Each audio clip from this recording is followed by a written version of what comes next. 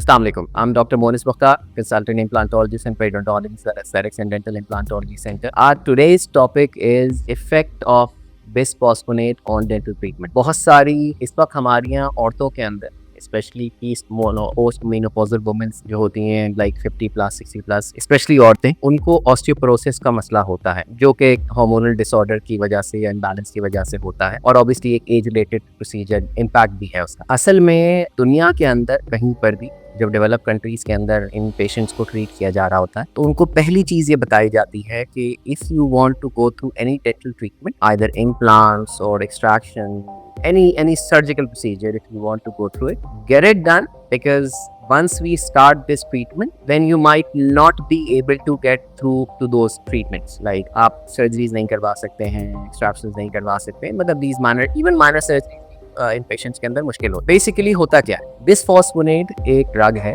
जो कि बहुत ज़्यादा स्पेशली जिन लोगों के अंदर ऑस्टियोपोरोसिस या ऑस्टोपनिया ये कुछ डिजीज़ कंडीशंस होती है जिनके अंदर दी जाती है। पेजस डिजीज़ एक कैंसरस कंडीशन है, प्री कैंसरस कंडीशन है जिसके अंदर ये ड्रग दी जाती है। बेसिकली जिन लोगों को दी जाती है most of the time they don't either know और the consultant don't let them know कि इसके बाद में प्रोज एंड कॉन्स क्या हो सकते हैं। मोस्ट ऑफ द टाइम जो हमारे पास पेशेंट आता है, स्पेशली खवातीन, I'm repeating once again, repeating again and again, especially female who are 50 or 60+, उनकी जब हम ड्रग हिस्ट्री लेते हैं तो उसमें 20% और if I'll be more conservative, at least 15% उनमें से ऐसी होती हैं जिनकी जब ड्रग हिस्ट्री ली जाती है तो पता चलता है कि वो ऑलरेडी या तो बिसफॉस्फोनेट्स ले चुकी हैं या ले रही हैं या उन्होंने 1-2 साल पहले लेके छोड़ दी है। अच्छा, बिसफॉस्फोनेट जब मैं कहता हूँ तो ये एक जेनेरिक वर्ड है for the class of drug. Probably आपको इंशाल्लाह स्क्रीन के ऊपर जो रेगुलर या normally use drugs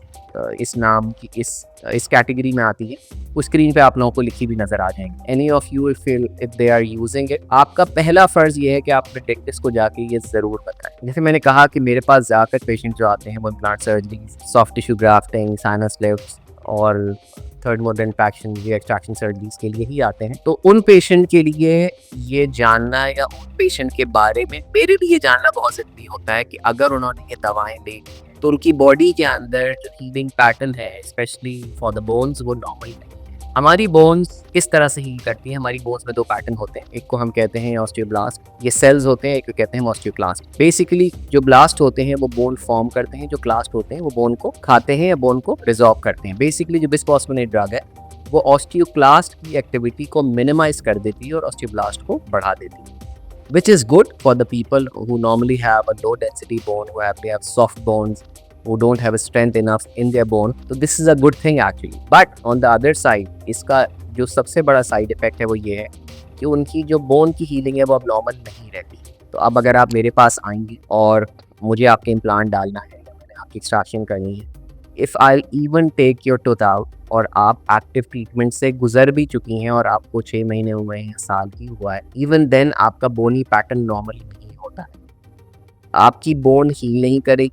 Then you have an ample amount of pain which is uncontrollable with a normal NSAIDs, जो आपकी normal non steroidal anti inflammatory drugs होती हैं।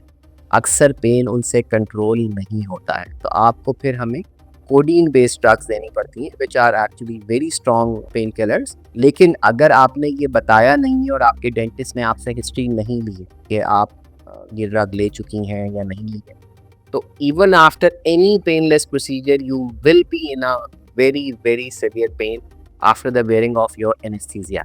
तो मैंने ये video specially for those women मैं बना रहा हूँ ताकि जब भी आप डेंटिस्ट के पास जाएं तो आपको ये पता होना चाहिए कि आप या तो बिसफॉस्फोनेट ले चुकी हैं एंड लेट देम नो, या आप बिसफॉस्फोनेट लेने वाली हैं या ले रही हैं। फर्ज करें जैसे मैंने कहा था कि दुनिया के अंदर जब भी ये होता है तो वो अपने पेशेंट को, जो ऑर्थोपीडिक्स होते हैं या जो भी सर्जन्स होते हैं, जब ये दे रहे होते हैं तो उनको बताते हैं, ताकीद करते हैं कि आप डेंटिस्ट के पास जाके अपने जो भी डेंटल प्रोसीजर्स हैं स्पेशली सर्जिकल प्रोसीजर वो कंप्लीट करा लें, because after that drug you might not be able to get them done for at least 4 to 5 years। अब फर्स्ट करिए, अक्सर लोग ये भी कहते हैं डॉक्टर साहब मुझे तो नहीं पता ना कि मुझे डॉक्टर साहब ने नहीं बताया, तो मैं यही कह रहा हूँ कि I don't want to blame anyone, but अब ये क्योंकि सेल्फ एजुकेशन का दौर है, आप सब लोगों को अपने बारे में मालूमात खुद होनी चाहिए। तो अगर कोई भी ऑर्थोपीडिक्स के पास जा रहा है, ऑर्थोपीडिक फिजिशियन है, ऑर्थोपीडिक सर्जन हैं, तो आप उनसे ज़रूर पूछिए कि आप मुझे दवाएँ कौन सी दे रहे हैं। If they are giving you bisphosphonates, तो आप वो दवाएँ लेने से पहले एक दफ़ा अपने डेंटिस्ट से कंसर्न कर लीजिए कि आपकी कोई सर्जरी ड्यू तो नहीं है, आपके कोई प्रोसीजर तो ड्यू नहीं है। बिकॉज़ रेस्टोरेटिव प्रोसीजर्स आप करवा सकते हैं, लाइक फिलिंग आप करा सकते हैं, स्केलिंग्स आप करा सकते हैं, क्राउन ब्राउन आप करा सकते हैं, रूट कैनाल्स इवन आप करा सकते हैं, but anything that is related to your bone, आप वो काम नहीं करा सकते। In certain conditions like if you have taken injectable bisphosphonate, तो आप ये समझिए तकरीबन लाइफ टाइम के लिए ना, रियली तकरीबन लाइफ टाइम के लिए आपकी ओरल सर्जरी जो होती है, स्पेशली ओरल डेंटल सर्जरी जो होती है, वो तकरीबन कॉन्ट्राइंडिकेटेड हो जाती है बिकॉज आपकी बोन हील नहीं कर पाती है। तो ये जो मेरा लेक्चर था, ये जो मेरी डिस्कशन थी, स्पेशली फॉर दोज फीमेल्स जो actually they are even 50 plus or 60 plus, because these are the patients who actually comes to me most of the time for their procedures. So I would strongly recommend and I would strongly advise you to go through the details of these drugs. 2-3 drug जो इसमें बहुत मशहूर हैं, एक बोनविवा है, रीक्लास्ट है, एलेंडेरोट्रेट है। ये 2-3 ऐसी दवाएं हैं जो बहुत आम इस्तेमाल हो रही हैं। But obviously there is a very big list of these drugs. Obviously आपके फिजिशियन या आपके जो ऑर्थोपेडिक सर्जन्स होते हैं, वो अपनी नीड और उसके हिसाब से ये प्रिस्क्राइब करते हैं। बट यू शुड नो कि जेनेरिक अगर वो बिस्फोस्फोनेट ड्रग है, तो आपने अपने डेंटिस्ट से एक दफ़ा ज़रूर कंसल्ट करना है और अपने ऑर्थोपेडिक से ये कहना है कि क्या मैं इसके बाद अपना कोई ओरल ट्रीटमेंट करवा सकूँगी? If they says no, then that's an alarm for you. So please इस दौर के अंदर अपने बारे में इंफॉर्मेशन रखना बहुत ज़रूरी है। It's a time for anyone and everyone to have a self awareness. You should have self-informed regarding your conditions, your drugs. Most of the time, people don't take ownership of what they have done. They don't take liabilities. They don't take responsibilities. So, for your own sake, you have to be.